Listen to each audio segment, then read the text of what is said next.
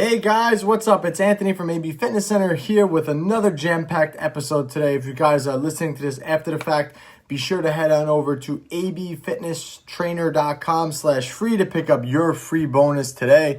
But today we're going to do something really cool. We're going to talk about if you have a slow metabolism, what you should stop doing and what you should start doing. Okay, most people believe that they have a slow metabolism. In fact, they don't. They just don't know what they're doing. So we're going to talk to those people directly today. We're going to talk about how you might not have a slow metabolism and the things that you might be doing that actually may be slowing down your metabolism. So first and foremost, let's define what a slow metabolism is, right? So most people believe they have a slow metabolism because they believe that they can't lose body fat.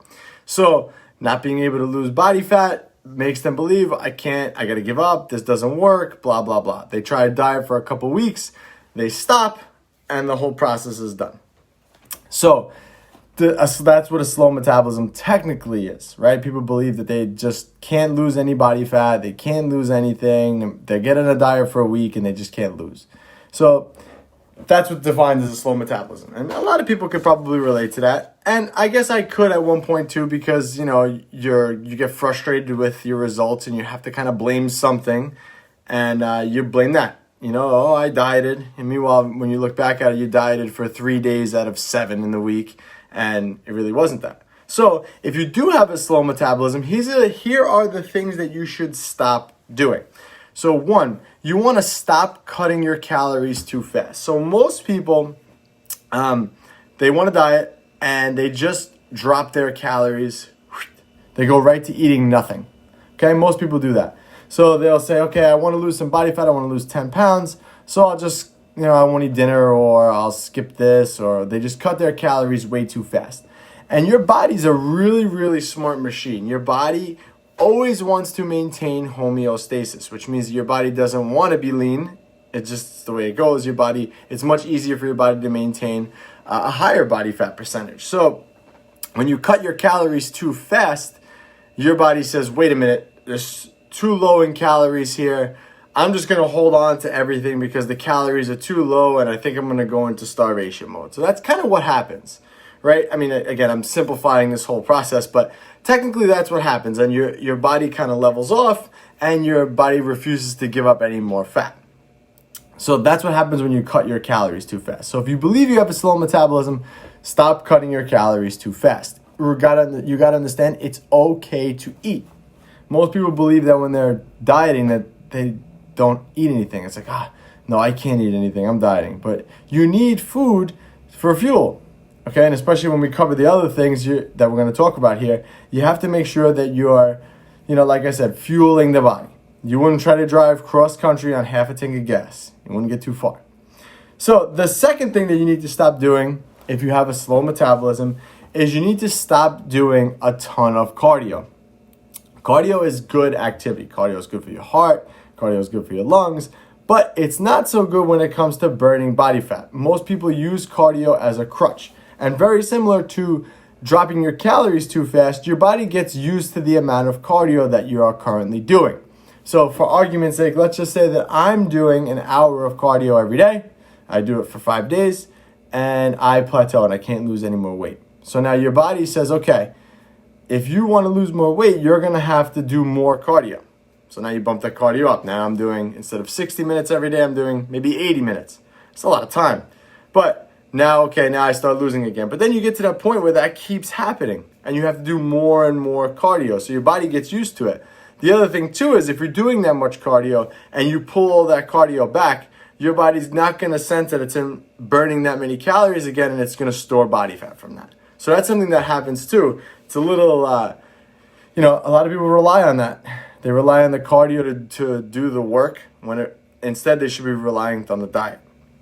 Okay, so cardio, no good. A ton of cardio, not so good. And then again, when you do too much cardio, you actually end up burning through muscle mass, which will actually slow down your metabolism. So stop doing cardio. Stop doing a ton of cardio. And the third one, you buy fat burners. That's just a typical thing. You're at the store, you're like, I want to lose more fat. And then you buy all these crazy supplements out there. And I've been guilty of this too myself.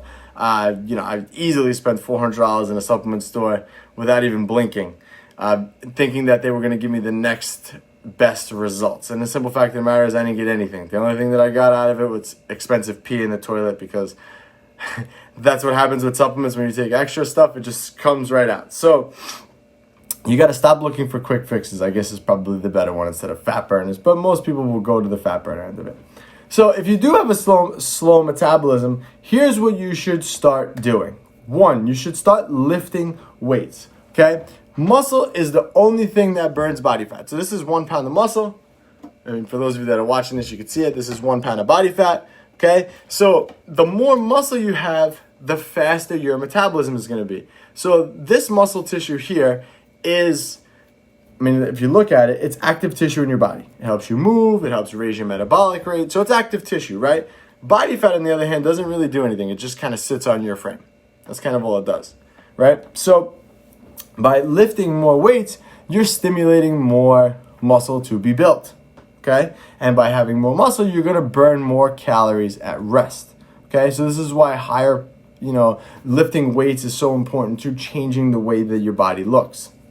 The second thing that you're going to do, and it kind of goes hand in hand with what I'm talking about here, is you're going to start eating higher protein, okay? That's the second thing that I want you to start doing.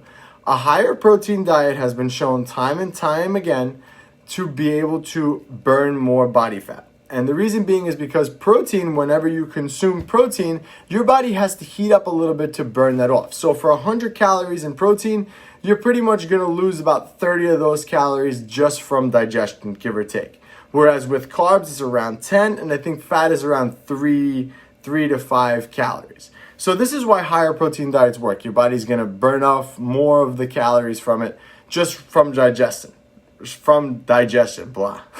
So right away, that's what's going to happen there. But the more protein that you consume, the more building blocks of muscle that you also have in your system. The higher your protein synthesis levels are when you're consuming, when you're eating, and it allows you to put more muscle mass on. Again, more muscle you have, the faster your metabolism is. So that's why you want to eat higher protein. Okay, and the last thing that I want you to do if you believe that you have a slow metabolism is to count your calories. Okay, I can't even begin to tell you how important it is to count your calories.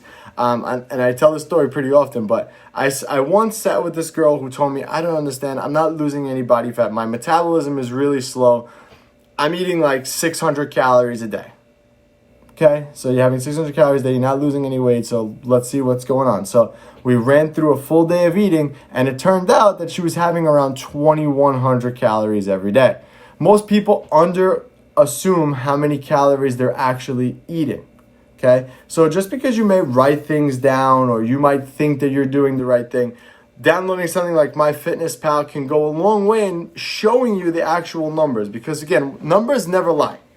People lie, you can assume something, but numbers never lie. So if you're putting everything in MyFitnessPal and it says you're eating 2,000 calories every day, then that's what you're eating. But if you think, oh, I think I'm eating around, 2,100 calories, or I think I'm eating around 800 calories like that girl was, that's the key. So you have to make sure that you're counting your calories. I can't even begin to tell you, just eating healthy is not going to get you there. Yes, it's better than probably what you were doing before, but being diligent and tracking your calories are going to take you to the next level. So if you just to summarize all this, if you have a slow metabolism, stop cutting your calories too fast. Okay, so I want to lose body fat, so I'm just not going to eat anything. Okay. Sorry, I got a phone call. 2, stop doing a ton of cardio. Okay, cardio is not going to be the thing that's going to take you to the next level. So stop doing a ton of cardio. Okay. Number 3. Sorry, my phone keeps ringing. Number 3, stop buying a bunch of fat burners. Sorry about that. My phone just keeps ringing like crazy. Start eating high protein and count your calories. All right, guys, hopefully this was informative to you.